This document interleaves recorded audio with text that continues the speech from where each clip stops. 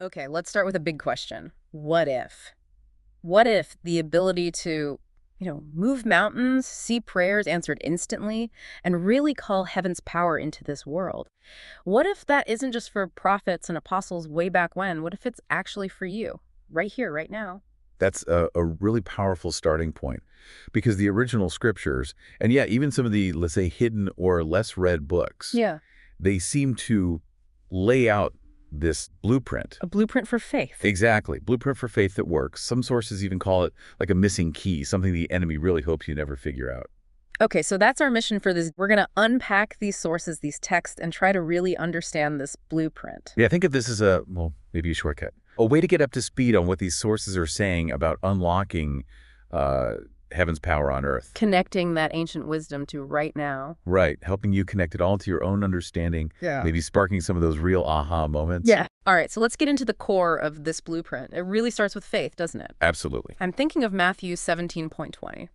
From the Greek manuscripts, you have Yahusha Jesus, as many know, him saying something pretty staggering. Yeah, it is. He says, Amen, I tell you, if you have faith, pistis, as a mustard seed, you will say to this mountain, move from here to there, and it will move, and nothing will be impossible for you. Pistis. What's the significance of that specific Greek word there? Because it sounds like more than just belief. Oh, it absolutely is. Pistis isn't just, agreeing something is true in your head. It's active. It's this unwavering trust that actually, well, it results in action. So it's dynamic, not passive. Exactly.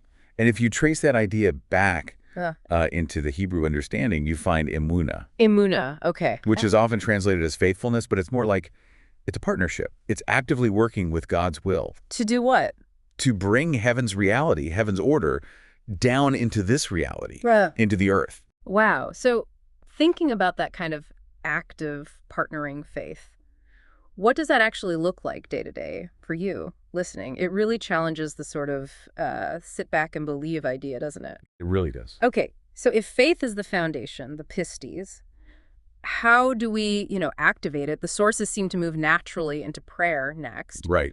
What do the original texts tell us about prayer? Is it just asking for stuff? Well, that's where it gets fascinating. The Hebrew word tefillah, its root actually means something like to judge oneself. Judge oneself. How does that relate to prayer? It's pivotal. Prayer isn't just petitioning, like you said. Yeah. It's also a process of aligning yourself, Yeah. checking your own heart, your intentions. Kind of like calibrating yourself. Exactly. Calibrating yourself to God's purposes before you even ask. That definitely reframes things. And it makes me think of Yahusha's instruction in Matthew 6 about going into your inner room. Timion, I think it is in Greek. Yes, tamion. And it's not just any room. It means your private storeroom almost, a place you lock. So really private. Totally private. Sequestered. The idea is you shut the door to all the outside noise, all the influences, so you can actually meet the Father in secret. It's about real focus, real communion. Undistracted. Yes. Yeah. Creating that space for, genuine self-reflection and that divine encounter. That depth reminds me of a line from the Apocrypha, Sirach 35. It says something like, "The prayer of the humble pierces the clouds. Until it reaches the Most High, it will not be rested." Pierces the clouds. Yeah. It speaks to that same kind of intentionality, that depth, doesn't it? Makes you think about how serious we should be taking our prayer time. Definitely. So building on that intentionality, the sources also talk a lot about fasting, but maybe not in the way we usually think about it. It's presented as this like forgotten power. Yeah, forgotten power is a good way to put it, because the emphasis, especially if you look at, say, Isaiah 58, it's not really about just, making yourself hungry. Right. It's not self-deprivation for its own sake. Not at all. Isaiah says the true fast is about loosening the bonds of wickedness, breaking chains, setting the oppressed free. Yeah. It's active. It's outward focused. Liberating others. Yes. Yeah. Releasing burdens. It's a spiritual engagement, not just a personal discipline. And we see Yahusha himself model this, right? Matthew 4, the 40 days in the wilderness before his ministry really kicked off. Exactly. And notice what happens right after that fast. Miracles. The text says immediately afterward, miracles began to flow. Right. It's like the fasting positioned him. It sharpened his spirit, silenced the demands of the flesh, and like Mark 9 suggests later, it seemed to increase spiritual authority. Authority to deal with things that couldn't be dealt with otherwise. Precisely. It prepares the way for things that seem impossible by just human effort. So This really shifts fasting from just, skipping lunch to being this powerful tool for spiritual liberation, for breakthrough. It's quite profound, actually. It is. Okay, so we've got active faith, pistis, aligned prayer, tefillah, purposeful fasting. And it feels like these all build towards something central, a core mandate, Yes. which seems to be summed up in Matthew 6:10. And it's not presented like a polite request, is it? It's pretty direct. Your kingdom come, your will be done, on earth as it is in heaven. Exactly. It's an instruction. Yeah. And the implication here is huge. It's not just asking God to do his thing down here. It's understanding that we have a role. We have authorization. That's a good word for it. Authorization to actually pull heaven's resources, heaven's order, heaven's reality into our earthly situation. We participate in it. We're actively bringing the kingdom. That's the idea. Yeah. Participating and making God's will happen here, just like it already is in heaven. And this idea of our role or identity, it's echoed elsewhere too, right? I'm thinking of 2 Esdras in the Apocrypha. There's a verse 8.7. Oh, yeah, that's a powerful one. It says, for you alone are overall, and we are your people, whom you have called your firstborn, your only begotten, your fervent lover.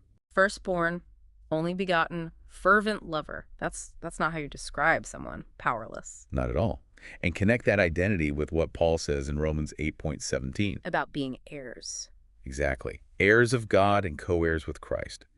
When you put those together, the perspective just completely shifts. How so? We aren't approaching God like beggars, hoping for scraps.